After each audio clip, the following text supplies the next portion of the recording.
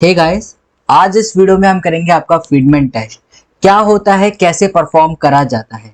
तो अगर आप हमारे चैनल पे न्यू आए हैं तो बेल आइकन को दबाएं, सब्सक्राइब करें ताकि फ्यूचर में जितनी भी वीडियोस है आपको सबसे जल्दी और आसानी से मिल सके। This is caffeine shot, let's get started. So सबसे पहले बात करते हैं फीडमैन टेस्ट की। फीडमैन टेस्ट होता क्या है, जैसे कि आपको पता ही होगा कि अनोवा होता है। अब अनोवा क्या होता है, अनोवा पैरामेट्रिक टेस्ट होता है। कब? जब दो से ज्यादा ग्रुप होते हैं पैरामेट्रिक फॉर्म में तो हम अनोवा को यूज करते हैं। लेकिन नॉन पैरामेट्रिक में हम क्या यूज करते हैं? के डब्ल्यू अनोवा। अब के डब्ल्यू अनोवा और फीडमैन टेस्ट में डिफरेंस क्या है, तो ध्यान रखिएगा गाइस, सिर्फ और सिर्फ के डब्ल्यू अनोवा और फ्रीडमैन टेस्ट में सिर्फ एक डिफरेंस है। वो ये है कि फ्रीडमैन टेस्ट तब यूज होता है जब कंडीशन क्या रहे, आपकी सेम रहे, सेम डाटा पे सेम कंडीशन। लेकिन के डब्ल्यू अनोवा तब यूज होता है जब आपका डाटा तो सेम है लेकिन जो कंडीशन है वो क्या हो गई है, डिफर हो गई है। यानी कि आपने पहले कंडीशन ए लगाई फिर कंडीशन बी लगाई। सिर्फ और सिर्फ के डब्ल्यू अनोवा और फीडमैन टेस्ट में इतना ही फर्क है। अगर हम देखे जाए तो पैरामेट्रिक फॉर्म में आपका अनोवा है, के डब्ल्यू अनोवा या फिर फीडमैन टेस्ट आपका इसका काउंटर पार्ट होता है नॉन पैरामेट्रिक आपका फॉर्म में। ओके, तो आइए देखते हैं आप फीडमैन टेस्ट को कैसे अप्लाई करते हैं। देखिए यहाँ पर मैंने एक रैंडमली डाटा ले लिया है, जो आप कुछ भी ले सकते हैं। मैंने यहाँ सपोज कर लेते हैं, अजम्पशन ले लेते हैं कि ये क्या है, किसी बच्चे का आप कह सकते हैं मार्क्स है या फिर एक क्लास में बच्चों की परफॉर्मेंस है वीक 1, वीक 2, वीक 3 में या फिर यूनिट टेस्ट है, what ever you can think of, right. अब सपोज कर लीजिए मैं इसको थोड़ा और इंटरेस्टिंग बना लेता हूं कि हमने यहाँ पर अल्फा क्या होता है, आपका क्रिटिकल वैल्यू। बिल्कुल ठीक, क्रिटिकल वैल्यू हमें 0.05 पे देखना है। इसकी कोई भी रैंडम वैल्यू होगी जो आपको गिवन होगी, राइट। अगर आपको वैल्यू देखना नहीं आता है तो वो भी मैंने आपको बता रखा है, आप टेबल में जाके कैसे देख सकते हैं। ओके, तो right now we will go with the Friedman test, we will not go into the table and all this thing, right. लेकिन हमें क्या है कि अल्फा 0.05 पे चेक करना है। तो देखिए सबसे पहले क्या होता है, फीडमैन टेस्ट मैंने आपको क्या बताया है, अनोवा का होता है, ये पैरामेट्रिक में होता है। ये आपका किसके अंदर होता है, ये आपका नॉन पैरामेट्रिक के अंदर होता है। ओके, आई होप यहां तक आपको चीज समझ में आ गई होगी। अब क्वेश्चन को सॉल्व करने से पहले मैंने आपको बता रखा है, जब भी आपको क्रिटिकल वैल्यू गिवन हो आपको क्या लिखना होता है, हाइपोथेसिस। अब हाइपोथेसिस यहां पर लिखते हैं। हाइपोथेसिस कितने होते हैं, हाइपोथेसिस दो होते हैं, एक नल हाइपोथेसिस और दूसरा आपका अल्टरनेटिव हाइपोथेसिस। नल हाइपोथेसिस को H0 से रिप्रेजेंट करते हैं, नल हाइपोथेसिस को H0 से और अल्टरनेटिव को H1 से। अब नल हाइपोथेसिस क्या होगा, that is there is no difference between the three condition. और आपका अल्टरनेटिव हाइपोथेसिस क्या होगा, that there is a difference between the three condition.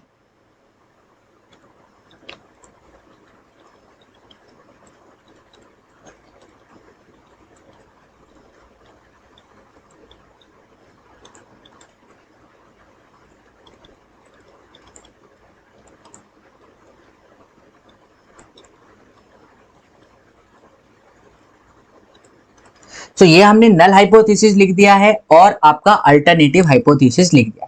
Check किस पे करेंगे, क्रिटिकल वैल्यू पे, लेकिन अभी नहीं, पहले क्वेश्चन को देखते हैं कैसे सॉल्व करना है। तो आइए देखिए, वीक 1, वीक 2 और वीक 3 दे रखा है, बहुत ही इजी क्वेश्चन है। एक और बात, वीडियो में आगे बढ़ने से पहले अभी तक आपने सब्सक्राइब नहीं करा है, सब्सक्राइब करिए। फीडमैन जो टेस्ट होता है वो जो जिसका फीडमैन जो टेस्ट होता है, जो डाटा होता है वो हमेशा क्या रहेगा, आपका ऑर्डिनल डाटा रहेगा। ऑर्डिनल मींस एक पर्टिकुलर ऑर्डर में आपका डाटा मिलेगा आपको, या फिर हमें डाटा को ऑर्डर में अरेंज कर लेना चाहिए, आप कुछ भी मान सकते हैं। Ordinal data in the form of the कि जो डाटा है आपका एक ऑर्डर में है या फिर ऑर्डर को फॉलो कर रहा है। अब हमारे पास वीक 1, वीक 2 और वीक 3 है। यहां पर मैं चूंकि रैंकिंग करनी है, R1 ले लेता हूं, R2 यहां पर ले लेता हूं, वीक 2 की और R3। अब देखिए मैंने आपको हमेशा बता रखा है, एक अजम्पशन या फिर आप कह सकते हो एक ट्रिक, कि जब भी आप रैंकिंग कर रहे हो तो आपको क्या कहना है, नॉन पैरामेट्रिक है या फिर नॉन पैरामेट्रिक टेस्ट है, यानी कि हम उसके अंदर क्या करेंगे, रैंकिंग करेंगे। इस तरीके से भी आप याद कर सकते हो।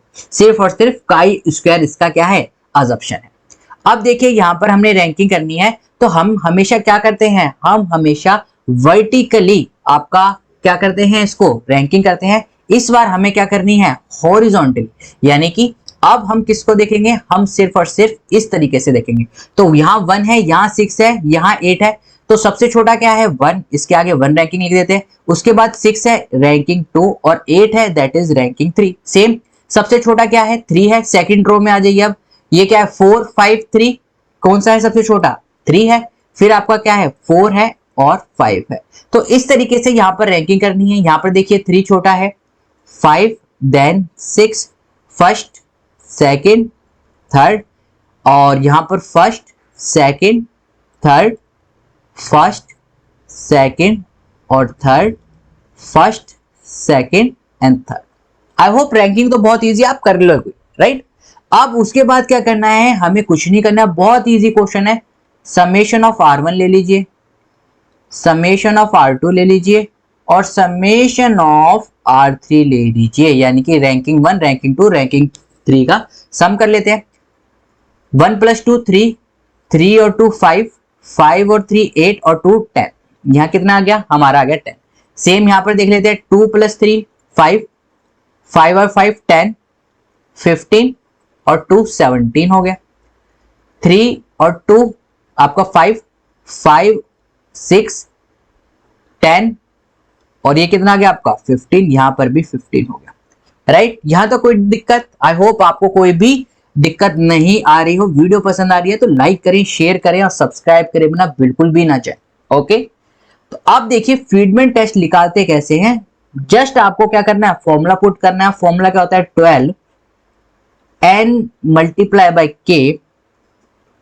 k plus 1 this whole multiply by summation of r square minus 3n and k plus 1। सिर्फ फॉर्मूला याद रखना थोड़ा हार्ड हो सकता है, बाकी मेथड और प्रोसेस जिस तरीके से मैं आपको समझा रहा हूं सबसे ज्यादा इजी है। आपको कुछ नहीं करना है, वैल्यू पुट करनी है। देखिए 12 की जगह 12 आ गया, and that is number of term. अगर आप काउंट करोगे, अगर आप इसमें n1 ले लेते हो तो भी ये 7 है, n2 ले लेते हो तो भी ये क्या है 7, और n3 ले लेते हो यानी कि वीक 3 में भी तो भी कितनी टर्म है 7 7 टर्म है। तो n की वैल्यू कितनी हो जाएगी हमारे पास, n की वैल्यू हो जाएगी 7। k दैट इज k क्या डिफाइन करता है, नंबर ऑफ द ग्रुप। अब हमारे पास ग्रुप कह लीजिए या वीक कह लीजिए, कितने ग्रुप हैं 1 2 और 3, यानी कि k की वैल्यू कितनी आ गई 3 3, 3 + 1। Now summation of r square that is summation of r1 जो आपका लिखा है उसका स्क्वायर, R2 जो है उसका स्क्वायर और R3 जो है उसका स्क्वायर का हमें क्या करना है यहाँ पर समीशन करके लिखना है। -3 n आपको पता ही है number of term that is 7 and k + 1 which is equal to 4, which is equal to just आपको सॉल्व करना है 3 4 जा और 4 से ये 4 कट जाएगा that is 1/7। Summation of R1 R2 R3 का होल स्क्वायर, R1 का होल स्क्वायर अगर आप देखोगे R1 की वैल्यू कितनी है आपके पास 10, 10 का whole square that is 100। R2 की वैल्यू है आपकी 17, 17 का square that is 289 plus R3 की वैल्यू है 15, 15 का स्क्वायर 225 माइनस 3 7 जा 21, 21 multiply by 4 which is equals to 84। अब आप जब इसको सॉल्व करोगे इन सबको सम करके डिवाइडेड बाय 7 तो आपके पास वैल्यू आ जाएगी 87.71 माइनस आपका 84 जो यहां पर था विच इज इक्वल टू 3.71। अब आपको हमेशा याद रखना है गाइस, यहां पर हमारा आंसर नहीं आया है। व्हाई? क्योंकि देखिए क्वेश्चन में पूछा क्या गया था, क्वेश्चन से आपसे पूछा गया था फीडमैन टेस्ट, बट उसके अलावा आपसे एक और क्वेश्चन पूछा गया था that is your critical value. अगर क्रिटिकल वैल्यू, अब देखिए इसे एक्सेप्ट और रिजेक्ट कैसे करना है। अगर ये हमारी क्या है, ये हमारी है कैलकुलेटेड वैल्यू, ध्यान से सुनिए यहाँ पर कैलकुलेट वैल्यू आपके पास कितनी है 3.71। अब क्रिटिकल वैल्यू लेकिन किस पॉइंट पर आप देखोगे अल्फा एट 0.05 पर। अगर कोई भी वैल्यू इस वैल्यू से बड़ी है, प्लस का साइन लगा देता हूं मैं, अगर कोई भी वैल्यू इस वैल्यू से बड़ी है कैलकुलेटेड वैल्यू से, सपोज करिए जैसे कि 4, तो ये क्या है हमारा 3.71, तो हम इसे क्या कर लेंगे वी फेल टू रिजेक्ट मतलब एक्सेप्ट, लेकिन हम एक्सेप्ट नहीं लिखते हैं। कोई भी वैल्यू अगर इससे छोटी है दैट इज 3.71 आ रहा है और हमारी वैल्यू क्रिटिकल वैल्यू है 2, तो हम क्या लिखेंगे, वी रिजेक्ट द, दोनों में किसको करेंगे, नल हाइपोथेसिस को। चाहे आप एक्सेप्ट करिए या आप रिजेक्ट करिए, दोनों में आप किसकी बात करोगे, सिर्फ और सिर्फ नल हाइपोथेसिस की। तो ध्यान रखना, जो आपकी कैलकुलेटेड वैल्यू है अगर वो कम है क्रिटिकल वैल्यू से तो वी फेल टू रिजेक्ट, या फिर इसे आप कह सकते हैं एक्सेप्ट, और अगर ज्यादा है that is we reject the null hypothesis.